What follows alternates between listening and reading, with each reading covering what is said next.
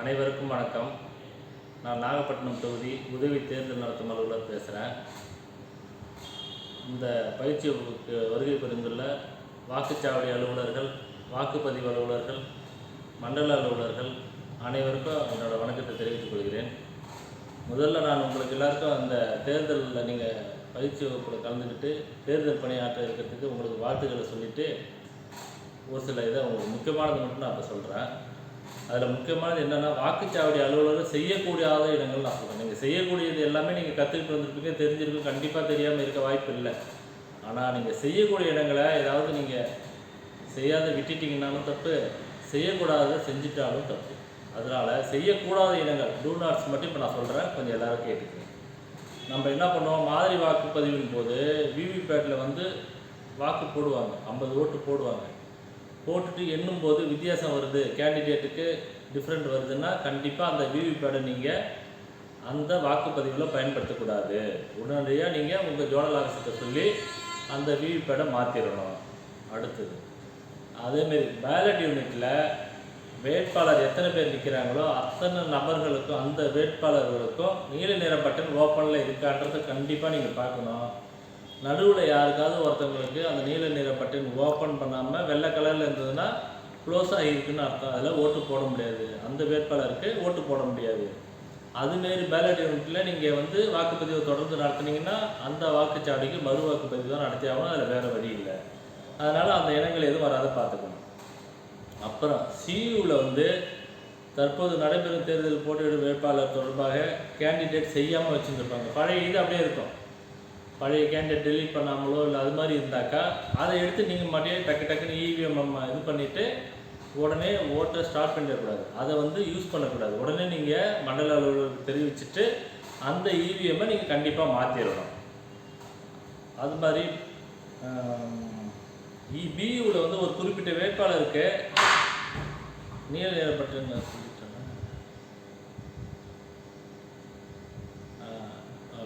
ஓட்டு பதிவின் போது ஏதாவது ஒரு ஃபால்ட் வருதுன்னா அந்த செட்டை தான் நீங்கள் மாற்றணும், தனிப்பட்ட ஒரு இதை மாற்றக்கூடாது.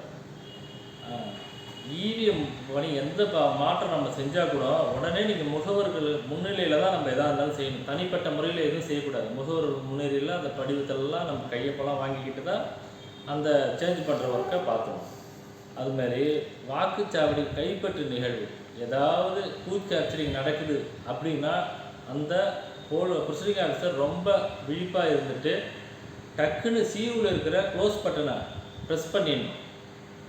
கண்டிப்பாக பூத் கேப்சரிங் நடக்கும்போதுன்னு உங்களுக்கு தெரிஞ்சு போச்சுன்னா நீங்கள் அந்த க்ளோஸ் பட்டனை அழுத்திட்டு அதுக்கப்புறம் உங்கள் மண்டல அலுவலருக்கு தெரிவித்து அடுத்தது என்ன செய்யலான்ற நடவடிக்கை எடுக்கணும். அதனால் க்ளோஸ் பட்டனை அழுத்த மறக்கக்கூடாது. முடிஞ்ச வரைக்கும் இந்தமாதிரி நிகழ்வு நடக்காமல் நம்ம சேஃப்டியாக வேலை செய்யணும், அதுதான் ரொம்ப முக்கியம். அதுமாரி இவிஎம்மில் உள்ள வாக்குப்பதிவுக்கும் 17Cக்கும் ரொம்ப அதிகமான வேறுபாடு இருந்துச்சுன்னா கண்டிப்பாக அங்கே அந்த வாக்குச்சாவடிக்கு நம்ம மறு வாக்குப்பதிவு தான் நடத்தி ஆகணும். அது நீங்கள் பார்த்துக்கோங்க.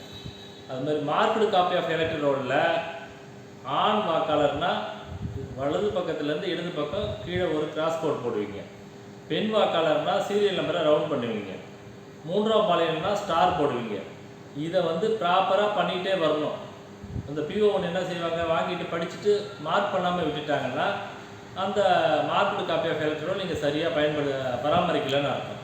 அப்போ ஏதாவது பிரச்சனை வரும்போது இதை வெரிஃபை பண்ணும்போது இது ஒரு காரணமாக அமைஞ்சிடும் அங்கே மறு வாக்குப்பதிவு வரத்துக்கு. அடுத்தது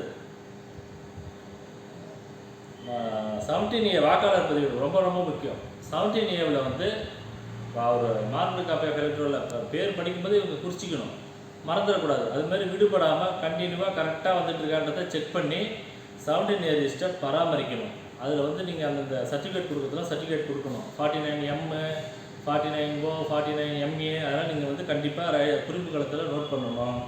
அவங்க எடுத்துகிட்டு வர்ற ஐடி கடைசி 4 டிஜிட்டை நோட் பண்ணணும். இதெல்லாம் செய்யாமல் அப்படி 17A ரிஜிஸ்டர் பிளாக்காக வச்சு கொடுத்துட்டிங்கன்னா கண்டிப்பாக அந்த இதுக்கு மறு வாக்குப்பதிவு தான் நடைபெறும். இதை நீங்கள் தவிர்க்கணும். அதுக்கு என்னவோ அதை நீங்கள் பார்த்துக்கணும். அப்புறம் வாக்குச்சாவடி அலுவலர் மெயினாக பண்ண வேண்டியது டைரி எந்தெந்த டைமில் என்னென்ன நிகழ்வு நடந்தாலும் நீங்கள் அதை குறிச்சிக்கிட்டே வரணும். அதுமாரி டெக்ளரேஷன் 4 டைம்ஸ் டெக்ளரேஷன் எடுக்கிற வேண்டியிருக்கு. குறைஞ்சது 3 தடவை எடுக்கிற மாதிரி இருக்கும். மிஷின் மாற்றலைன்னா 3 தடவை தான், மாற்றினா 4 தடவை நீங்கள் டெக்ளரேஷன் கொடுக்கணும். அதை வந்து பூர்த்தி செய்து வேட்பாளர் முகவர்கிட்ட கையெழுத்து வாங்கிறதுக்கு மறக்கக்கூடாது. இதை பண்ண மறந்துட்டிங்கன்னா டெக்ளரேஷன் சரியாக நடக்கலாம் பண்ணுறது ஒரு காரணத்தை வச்சு மறுவாக்குப்பதிவு வரத்துக்கு வாய்ப்பு இருக்குது. அப்புறம் இவிஎம் வந்து முன்னிலையில் இது முகவர்கள் முன்னிலையில் மட்டும்தான் நீங்கள் சீல் வைக்கணும். ஓட்டு முடிஞ்சிடுச்சு, அவங்க போயிட்டாங்க, யாரும் இல்லை அப்படின்னு வைக்கக்கூடாது. கண்டிப்பாக அவங்கள உட்கார வச்சு நீங்கள் சீல் வைக்கிற வேலை எல்லாத்தையும் பண்ணிக்கிட்டு அப்புறம் தான் அவங்க ஏஜெண்ட்டை நீங்கள் வெளியில் அனுப்பணும். அது மாதிரி வாக்குப்பதிவு இயந்திரத்தில் வந்து வயது முதிர்ந்தவர்கள், மாற்றுத்திறனாளிகள் இவங்களாம் வரும்பொழுது அவங்களுக்கு உதவி செய்யறதுக்காக நீங்கள் சொல்லிக் கொடுக்கலாம். நீங்கள் போய் ஓட்டிங் கம்பார்ட்மெண்ட்டில் அவங்களுக்காக ஓட்டு போடக்கூடாது. அது மாதிரி போட்டு அந்த கம்ப்ளைண்ட் வந்து அது பிரச்சனை ஆகிடுச்சுன்னா அங்கே வந்து கண்டிப்பாக மறு வாக்குப்பதிவு வர்றதுக்கு வாய்ப்பு இருக்குது. அப்புறம் வாக்குச்சாவடி அலுவலர் வந்து தனிப்பட்ட ஒரு வேட்பாளருக்காக வேலை செய்கிற மாதிரி எந்த நிகழ்வுலையும் அங்கே நடந்துக்கக்கூடாது. அது நிரூபணமானாக்கா கண்டிப்பாக மறு வாக்குப்பதிவு வந்துடும். அது பார்த்துக்கணும். அப்புறம் வாக்காளர்கள் எண்ணிக்கையோட கண்ட்ரோல் யூனிட்டில் ஓட்டு அதிகமாக பதிவாயிருக்குன்னா தப்பு நடந்துக்குன்னு கண்டிப்பாக முடிவாயிடுது. அது மாதிரி இருந்தாலும் அங்கே மறு வாக்குப்பதிவு வருவதற்கு வாய்ப்பு இருக்குது. அதனால் நீங்கள் அதெல்லாம் இல்லாமல் நீங்கள் அதை பார்த்துக்கணும். அப்புறம் வாக்குச்சாவடியில் வந்து வாக்குகள் இல்லாதவர்களை யார் அனுமதிக்கலாம்னா இடிசி எலெக்ஷன் டியூட்டி சர்டிஃபிகேட் இருக்கிறவங்க மட்டும்தான் நீங்கள் அனுபவிக்கணும். அவங்க இல்லாமல் வேறு யாரையும் அங்கே அனுமதிக்கக்கூடாது. அப்படி பண்ணினீங்கன்னா அது ப்ரூவான கண்டிப்பாக அங்கே மறு வாக்குப்பதிவு வந்துடும்.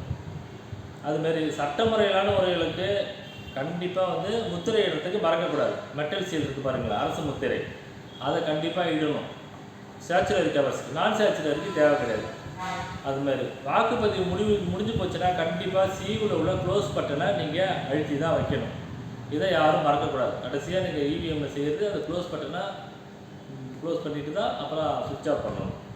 அதுக்கப்புறம் வாக்குச்சாவடியில் நீங்கள் பயன்படுத்துகிற இவிஎம் இருக்குது இல்லைங்களா, சியு, பியு, யூவிபேட், அந்த செட்டு கண்டிப்பாக மண்டல அலுவலர்கிட்ட நீங்கள் கொடுத்து ரிசப்ஷன் சென்டருக்கு வரும். அப்போ நீங்கள் கண்டிப்பாக வாக்குப்பதிவுக்கு பயன்படுத்துகிற இயந்திரங்கள் தான் அங்கே வருதான்றதை அந்த எண்ணெல்லாம் வெரிஃபை பண்ணி கட் பண்ணி கொடுக்கணும். அப்படி கொடுக்காம நீங்கள் எதாவது அன்யூஸ்டு அங்கே வச்சுருப்பீங்க, இல்லை ரிப்பேர் ஆச்சுன்னு மாற்றி வச்சுருப்பீங்க, அந்த மிஷினெல்லாம் நீங்கள் கொடுத்து விட்டுட்டிங்கன்னா இந்த போல்டு இவிஎம் வந்து கண்டிப்பாக நம்ம சென்டருக்கு வந்து சேராது, அன்யூஸ்டு வந்து சேர்ந்துடும். அப்போ கண்டிப்பாக அந்த பூத்துக்கு மறு வாக்குப்பதிவு வரதுக்கு வாய்ப்பு இருக்குது. அதே மாதிரி இந்த சுதந்திரமான முறையிலையும் நியாயமான முறையிலையும் இந்த வாக்குப்பதிவு நடைபெறணும். அதை நம்ம தான் வந்து ஊர்ஜிதப்படுத்திக்கணும். அதை இதேமாதிரி எந்த வித புகாருக்கும் இடையளிக்காமல் நம்ம பணி புரிஞ்சிட்டோன்னா ஈஸியாக அந்த பூத்தில் நீங்கள் வேலை பார்த்துட்டீங்கன்னு அர்த்தம், நல்லா நடந்துருக்கு ஒர்க்கு அப்படின்னு அர்த்தம். நன்றி, வணக்கம். இப்போ தான்